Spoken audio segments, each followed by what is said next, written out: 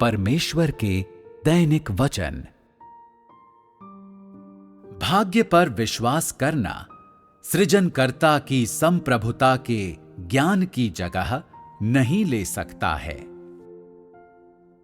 इतने वर्षों तक परमेश्वर का अनुयायी रहने के पश्चात क्या भाग्य के बारे में तुम लोगों के ज्ञान और सांसारिक लोगों के ज्ञान के बीच कोई आधारभूत अंतर है? क्या तुम लोग सही मायनों में सृजनकर्ता की पूर्व नियति को समझ गए हो और सही मायनों में सृजनकर्ता की संप्रभुता को जान गए हो? कुछ लोगों में ये भाग्य है।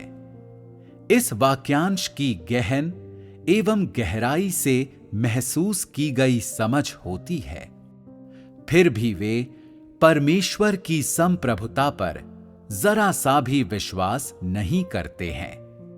वे ये नहीं मानते हैं कि मनुष्य का भाग्य परमेश्वर द्वारा व्यवस्थित और आयोजित किया जाता है और वे परमेश्वर की संप्रभुता के प्रति समर्पण करने के लिए तैयार नहीं होते हैं।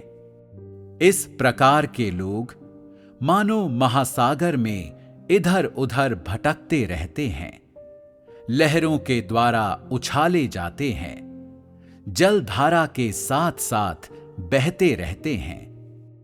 उनके पास निष्क्रियता से इंतजार करने और अपने आप को भाग्य पर छोड़ देने के अलावा और कोई विकल्प नहीं होता है।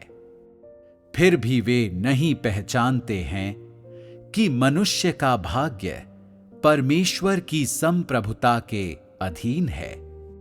वे स्वयं की पहल से परमेश्वर की संप्रभुता को नहीं समझ सकते हैं और इसके फलस्वरूप परमेश्वर के अधिकार के ज्ञान को प्राप्त नहीं कर सकते हैं।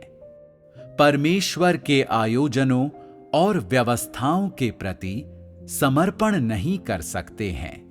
भाग्य का प्रतिरोध करना बंद नहीं कर सकते हैं और परमेश्वर की देखभाल, सुरक्षा और मार्गदर्शन के अधीन जी नहीं सकते हैं।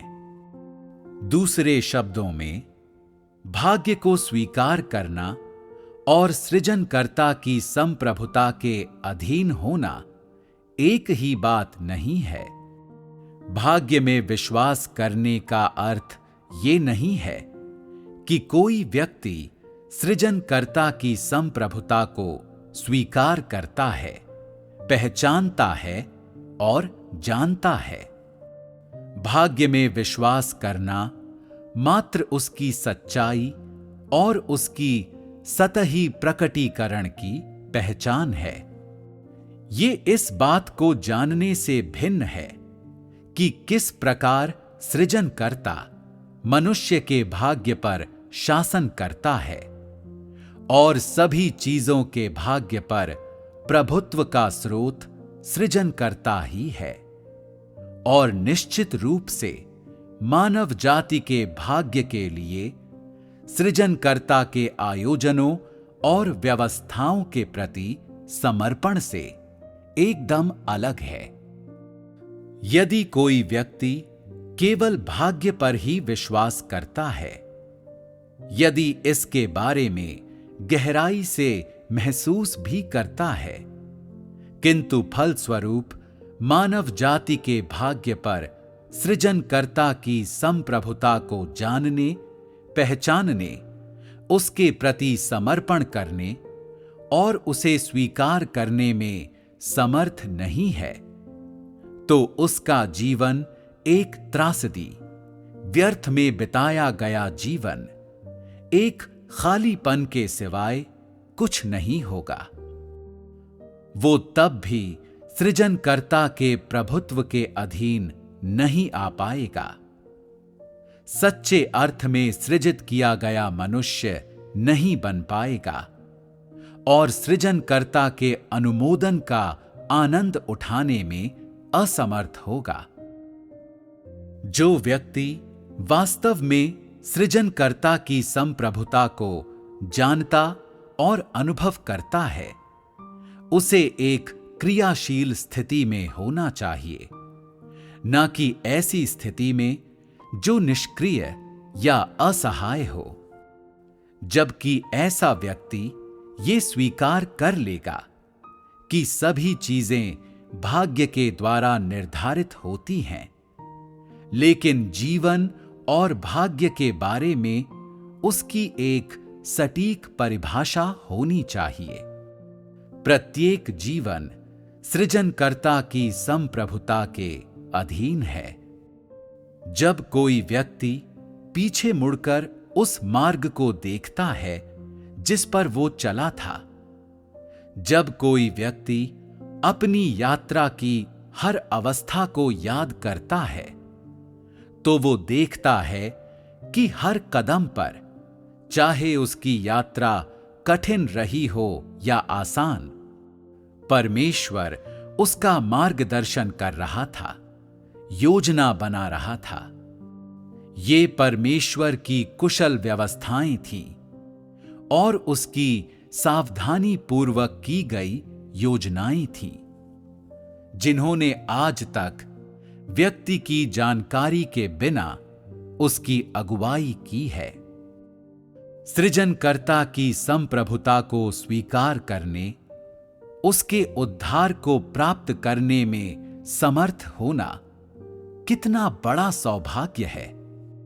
यदि भाग्य के प्रति किसी व्यक्ति का दृष्टिकोण नकारात्मक है, तो इससे साबित होता है कि वो हर उस चीज का विरोध कर रहा है जो परमेश्वर ने उसके लिए व्यवस्थित की है, और उसमें समर्पित होने की प्रवृत्ति नहीं है।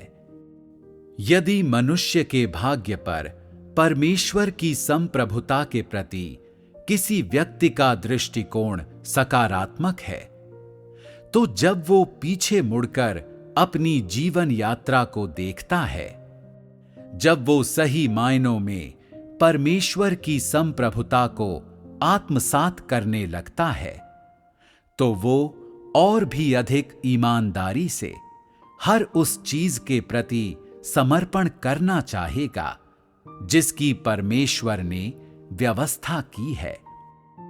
परमेश्वर को उसके भाग्य का आयोजन करने देने और परमेश्वर के विरुद्ध विद्रोह न करने के लिए उसमें अधिक दृढ़ संकल्प और आत्मविश्वास होगा, क्योंकि जब कोई ये देखता है कि जब वो भाग्य नहीं समझ पाता है, जब वो परमेश्वर की संप्रभुता को नहीं समझ पाता है, जब वो जानबूझकर अंधेरे में टटोलते हुए आगे बढ़ता है, कोहरे के बीच लड़खड़ाता और डगमगाता है, तो यात्रा बहुत ही कठिन और बहुत ही हृदय विदारक होती है। इसलिए जब लोग मनुष्य के भाग्य पर परमेश्वर की संप्रभुता को पहचान जाते हैं, तो चतुर मनुष्य परमेश्वर की संप्रभुता को जानना और स्वीकार करना चुनते हैं।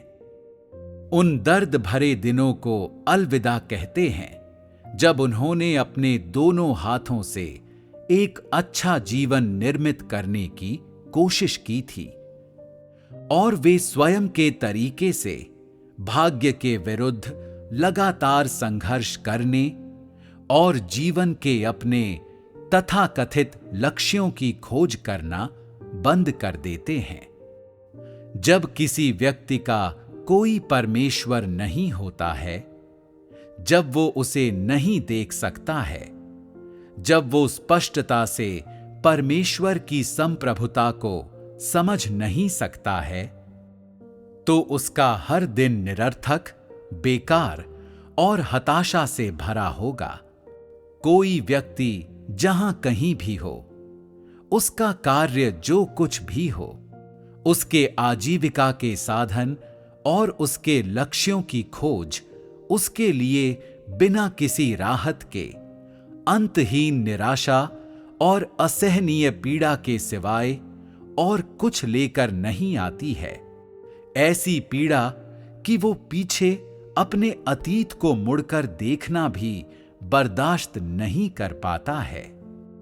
केवल तभी जब वो सृजनकर्ता की संप्रभुता को स्वीकार करेगा, उसके आयोजनों और उसकी व्यवस्थाओं के प्रति समर्पण करेगा और एक सच्चे मानव जीवन को खोजेगा, केवल तभी वो धीरे धीरे सभी निराशाओं और पीड़ाओं से मुक्त होगा और जीवन की संपूर्ण रिक्तता से छुटकारा पाएगा।